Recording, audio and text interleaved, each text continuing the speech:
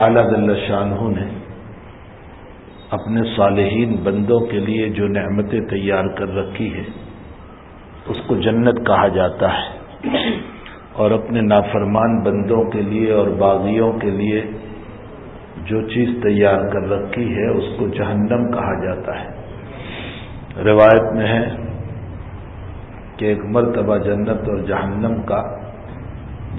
جہنم کی آپس میں گفتگو ہوئی۔ اب کیسے گفتگو ہوئی اللہ بہتر جانتا ہے۔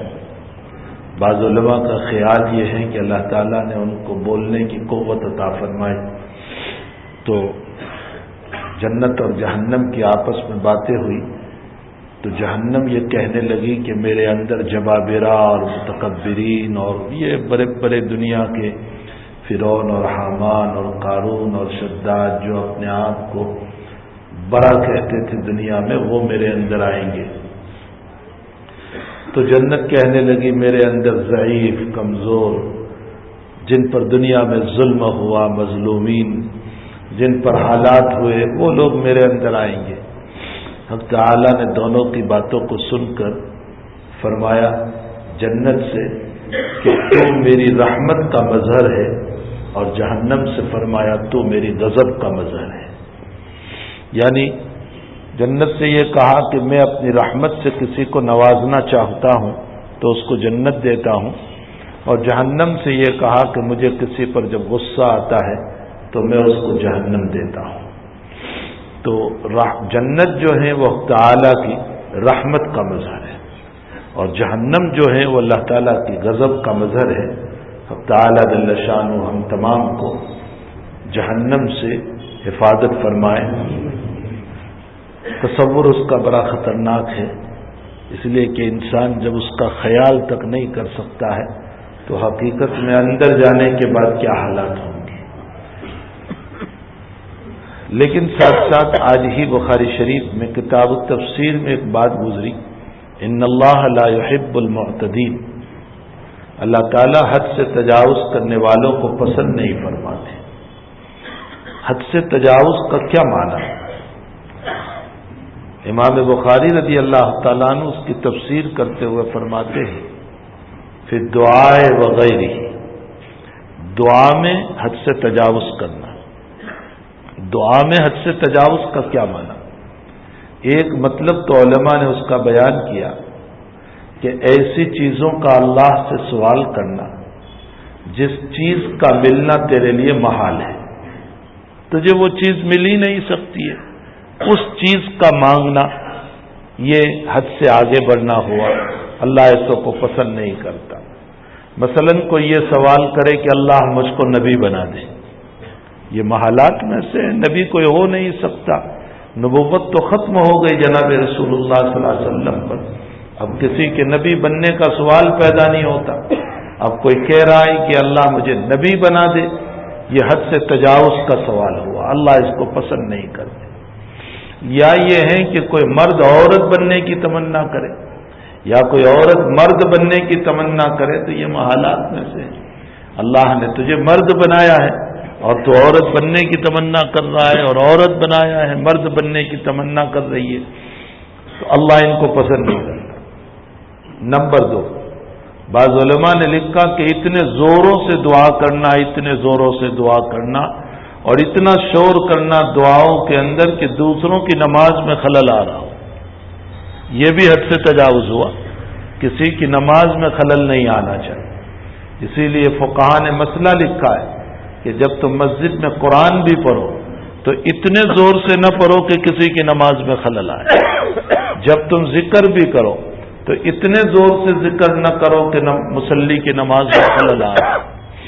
یہ سارے مسائل ہیں، ہمیں ان مسائل کو بہت زیادہ سمجھنے کی ضرورت ہے۔ مسائل کے نہ سمجھنے کی بنیاد پر بہت سی مرتبہ ہم لوگوں سے الجھ پڑتے ہیں، جھگڑ پڑتے ہیں۔ حقیقت یہ ہے کہ اصل مسجد کی تعمیر جو ہے وہ نماز کے لیے ہے، مسجد کی اصل تعمیر جو ہے وہ نمازوں کے لیے، اصل نماز ہے۔ ہاں اس کے ضمن میں ذکر بھی ہے، تعلیم بھی ہے، اور اس کے ضمن کے اندر تلاوت قرآن بھی ہے، یہ سارے مسائل، لیکن اصل جو مسجد بنائی جاتی ہے وہ نماز کے لیے بنائی جاتی ہے۔ اور عجیب و غریب بات یہ ہے کہ مسجد کا معنی ہوتا ہے سجدے کی جگہ، حالانکہ یہاں رکوع بھی کیا جا رہا ہے اور قیام بھی کیا جا رہا ہے نماز کا، لیکن نہ مقام مسجد کا نام رکھا گیا، مقام کا معنی کھڑے ہونے کی جگہ، نہ مرکع نام رکھا گیا، مرکع کا معنی ہوتا ہے رکوع کی جگہ، تو نہ مقام نام رکھا گیا اس جگہ کا اور نہ مرکع نام رکھا گیا، بلکہ اس کا نام مسجد رکھا گیا۔ اس کی وجہ یہ ہے کہ سجدے میں جتنی ذلتی بندے کی ہوتی ہے اتنی کسی اور رکن کے اندر نہیں ہوتی۔ انسان اپنی زندگی کا سب سے اعلیٰ جو عضو ہے وہ ہے اس کی پیشانی اور ناک، یہ سب سے اعلیٰ اور سب سے بہتر عضو ہے۔ اسی لیے ہماری زبان میں جب کسی کو ذلیل کیا جاتا ہے تو ہم یوں کہتے ہیں کہ ناک رگڑتا کر دیا۔ جب کسی کو ذلیل کرتے ہیں تو کہا جاتا ہے کہ اس کو تو ہم نے ناک رگڑتا کر دیا۔ تو ناک ایک محتم بالشان عضو ہے اور پیشانی اس سے بھی زیادہ محتم بالشان اور قابل احترام ہے۔ سجدے میں اسی کو رکھ دیا گیا، تو اس سے بڑھ کر تواضع کسی اور رکن میں نہیں ہو سکتا۔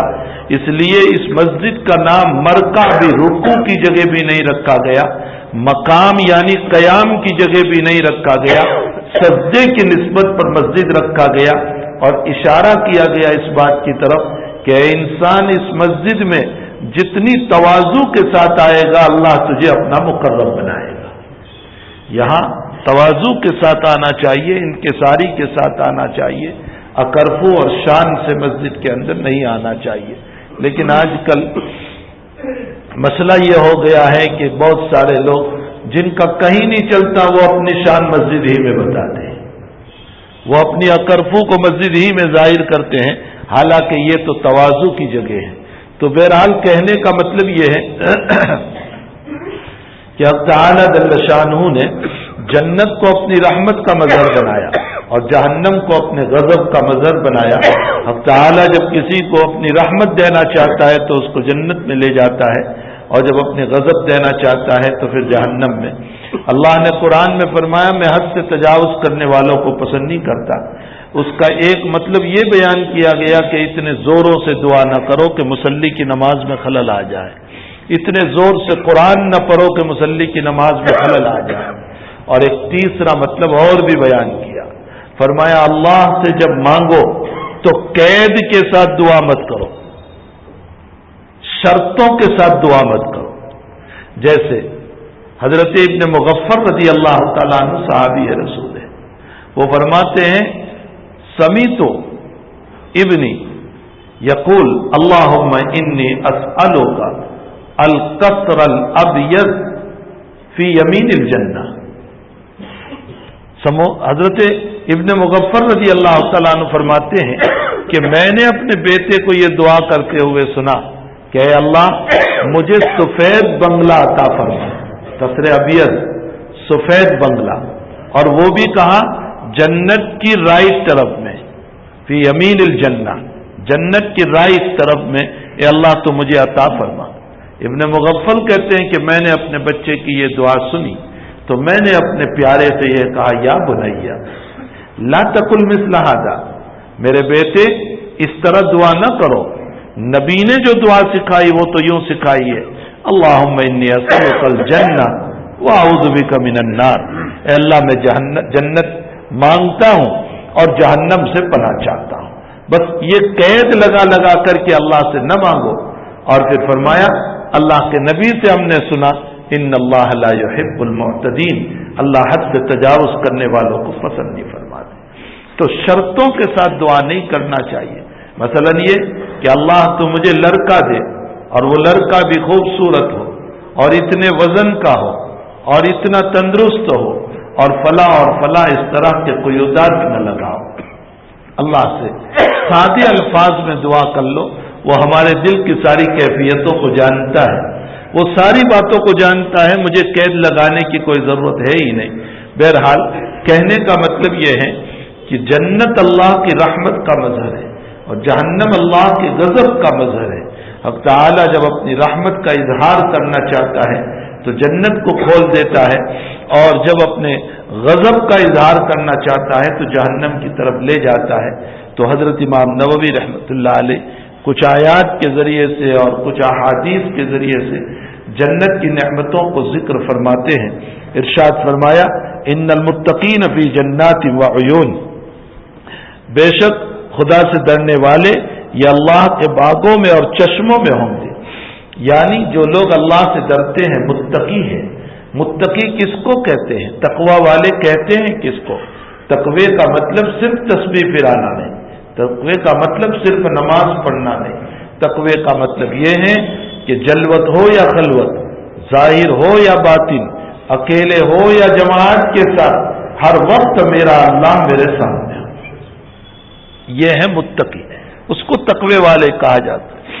اسی کو قرآن میں دوسری جگہ پر ابرار کہا گیا. اور ابرار ان الابرار لفی نعیم وان الفجار لفی جحیم.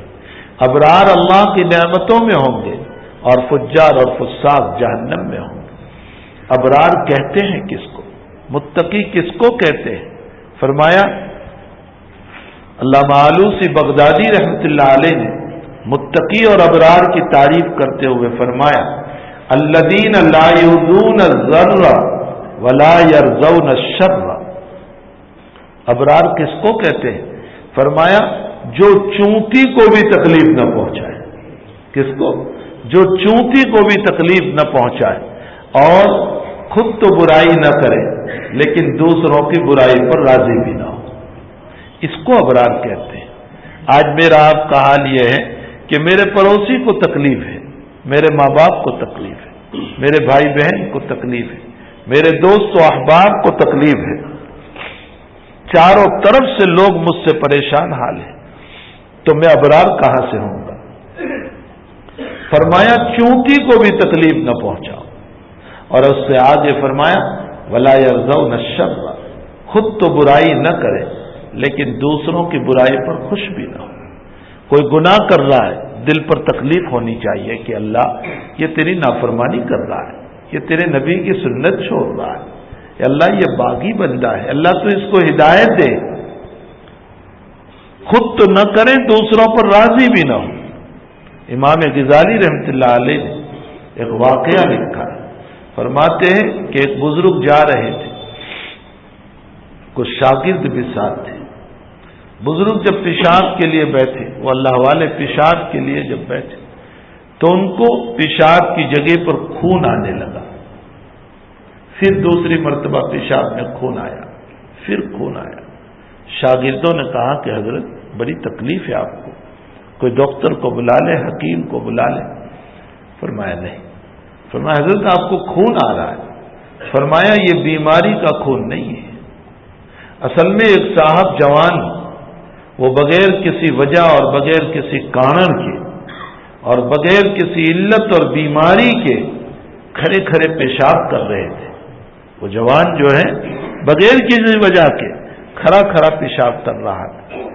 جب میں نے اس کو دیکھا کہ میرے نبی کی سنت کو چھوڑ رہا ہے، اس کی میری طبیعت پر اتنا اثر پڑا، اتنا اثر پڑا کہ میرا پیشاب خون میں بدل گیا.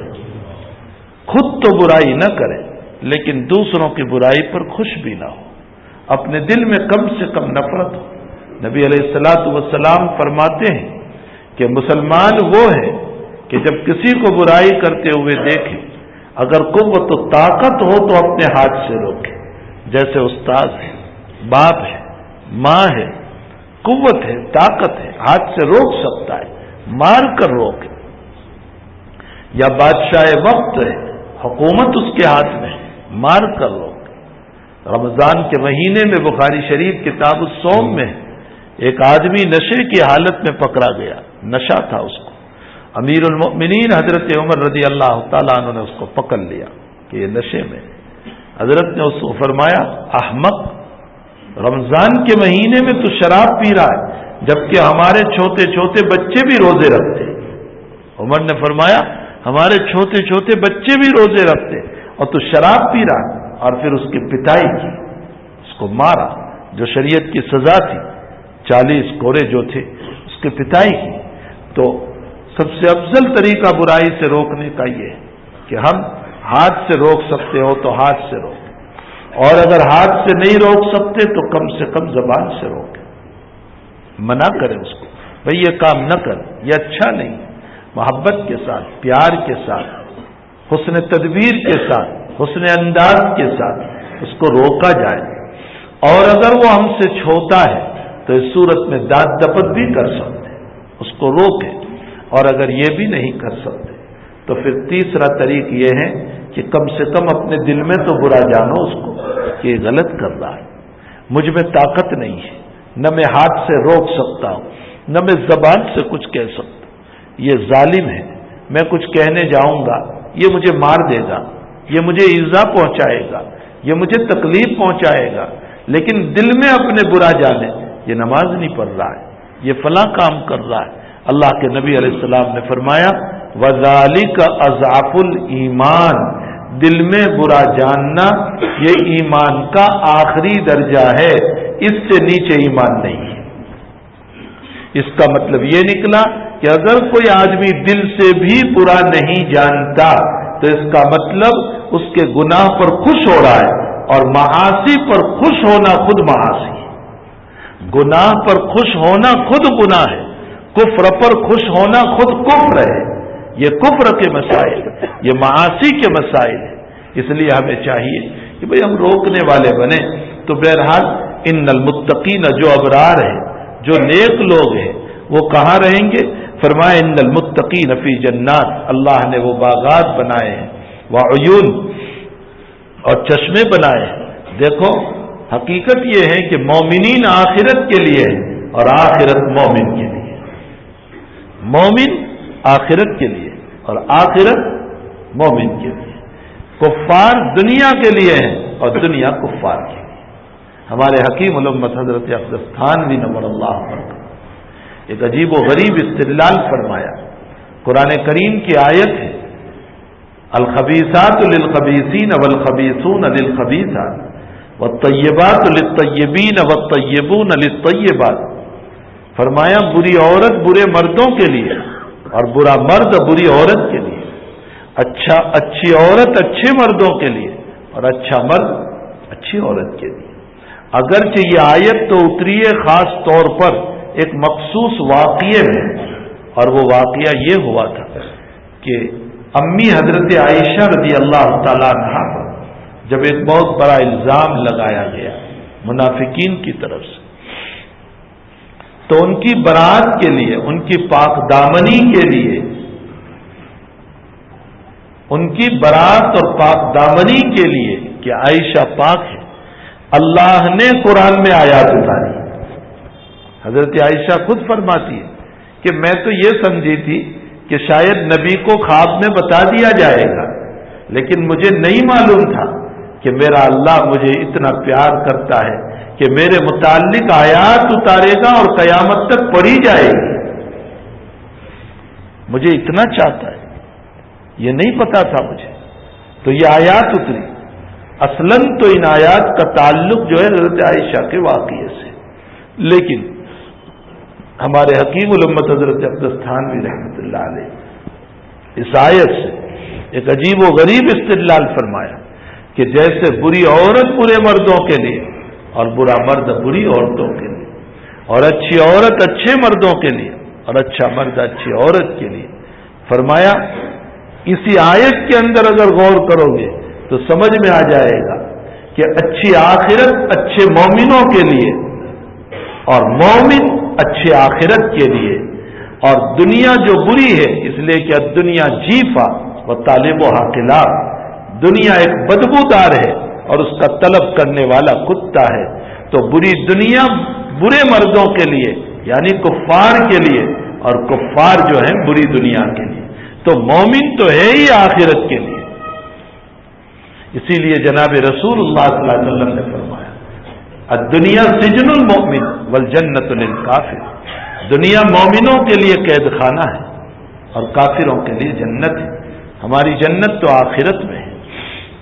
تو فرمائے ان المتقین فی جنات وعیون ادخلوها بسلام آمنین، تم اس جنت میں داخل ہو جاؤ سلامتی اور امن کے ساتھ۔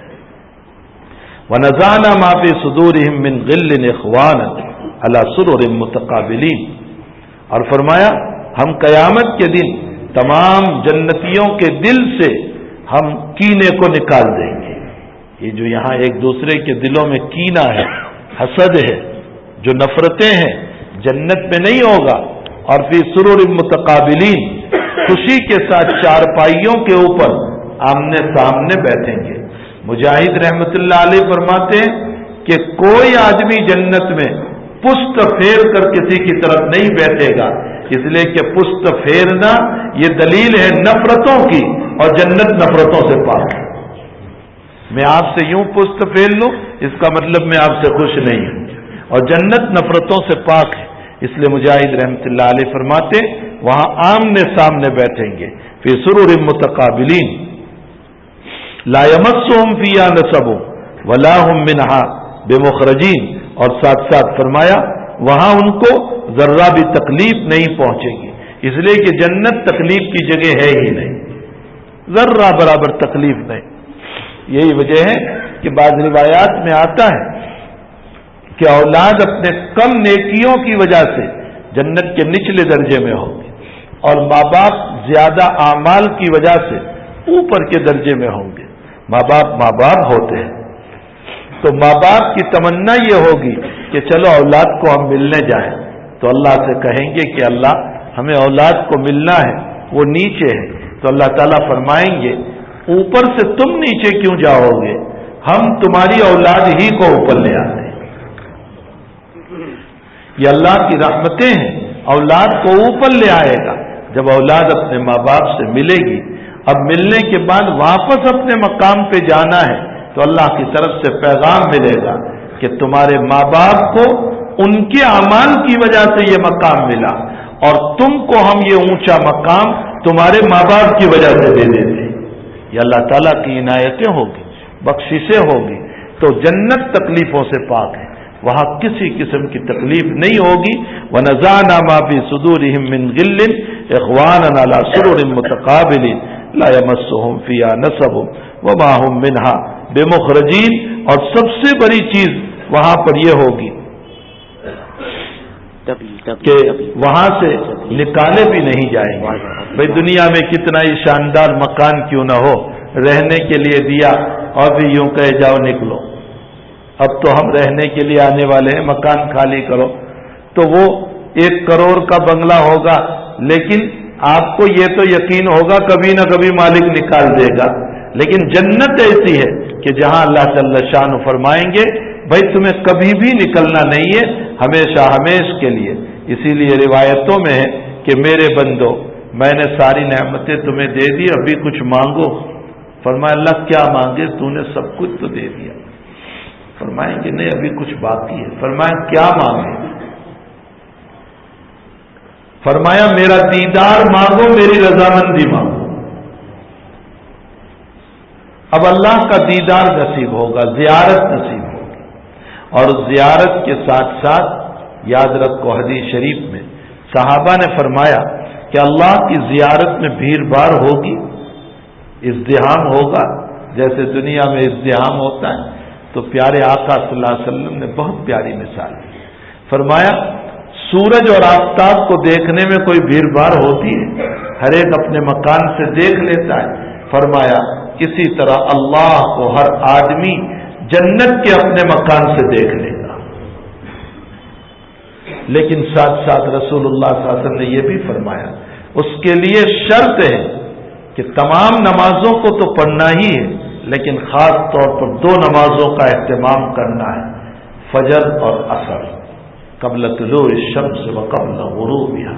ان 2 نمازوں کی پابندی جو تو کرے گا اللہ اس کو اپنی زیارت نصیب فرمائیں گے. اس لیے میرے بھائیوں فجر کا بھی اہتمام کرو، عصر کا بھی اہتمام کرو. حتیٰ کہ بچہ پیدا ہو تو اس کے کان میں جب اذان دو تو یاد رکھو اذان کا یہ طریق میں پہلے بھی کہہ چکا ہوں کہ یوں ہاتھ میں لے کر اذان نہیں، ایک آدمی پکڑ کے رکھے اور دوسرا اس طرح اذان دے جیسے منارے پر دی جاتی ہے. یہ مسنون ہے. کان میں انگلی رکھے اور پھر اس کے کان میں اذان دے، یہ طریقہ مسنون ہے. اور اس میں فجر کی اذان میں جو زائد الفاظ ہے الصلاۃ خیر من النوم، وہ بھی بولیں. کیوں؟ اس لیے کہ ابھی سے بولو گے تو ہی فجر کا پابند بنے گا. یہ جملہ بھی بولے اس کے کان میں، الصلاۃ خیر من النوم، مکمل اذان دے اس کے کان میں، اس میں یہ کلمات بھی بولنے چاہیے. تو بہرحال دو نمازوں کی جو پابندی کرتا ہے، فجر کی اور عصر کی، اس کو اللہ تعالیٰ کی رؤیت نصیب ہوگی. دوسری آیت نے فرمایا یا عبادی لا خوف علیکم اليوم ولا انتم تحزنون. اللہ جل شانہ کا ارشاد گرامی ہے، اے میرے بندو تم پر آج کوئی خوف نہیں اور تم غمگین بھی نہیں ہوں گے. یعنی اس جنت میں آ گئے، تم پر کوئی خوف نہیں، نہ تم غمگین ہوں گے. الذین آمنوا بآیاتنا وکانوا مسلمین، قوم جو ہماری نشانیوں پر ایمان لائے، وکانوا مسلمین، اور جنہوں نے ہماری اطاعت کی. ادخلوا الجنۃ انتم وازواجکم تحبرون، فرمایا تم بھی داخل ہو جاؤ اس جنت کے اندر اور تمہاری بیویاں بھی اس کے اندر داخل ہو جائیں،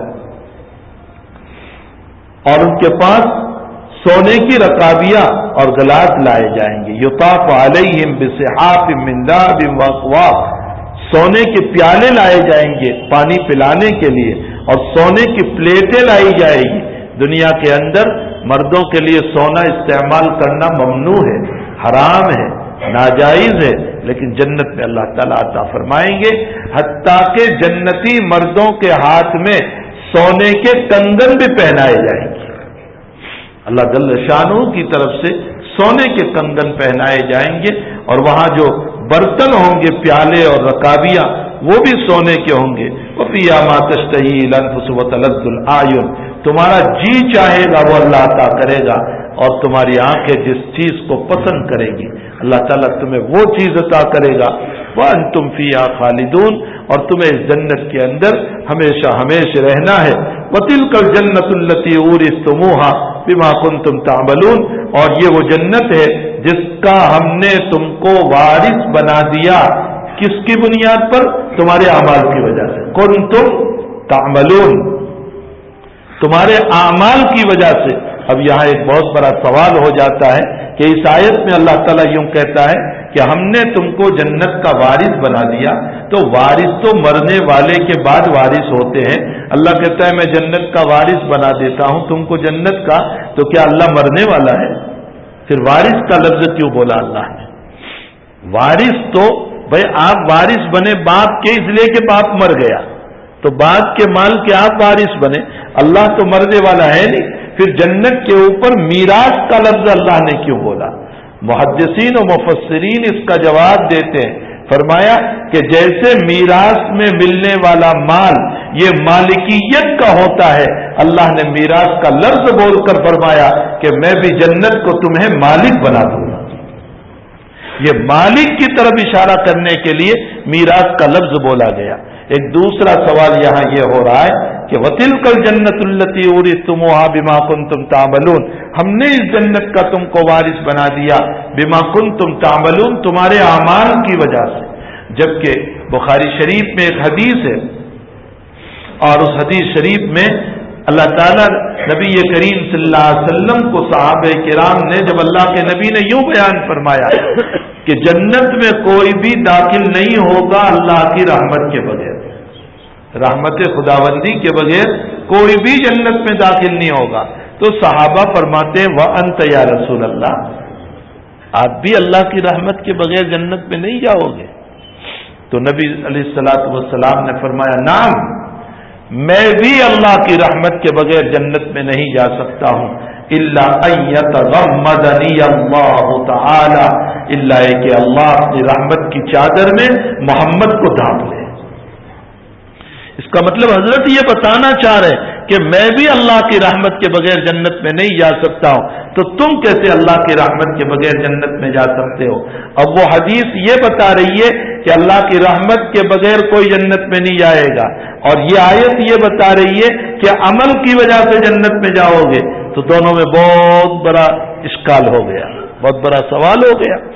اس کا جواب محدثین و مفسرین نے یہ دیا، فرمایا کہ حقیقت یہ ہے کہ اللہ تم کو جنت میں لے جانا چاہتا ہے اپنی رحمت کے ذریعے سے، تبھی تو تم کو نیک کاموں کی توفیق عطا فرمائی، تبھی تو تم کو اعمال صالحہ کی توفیق عطا فرمائی۔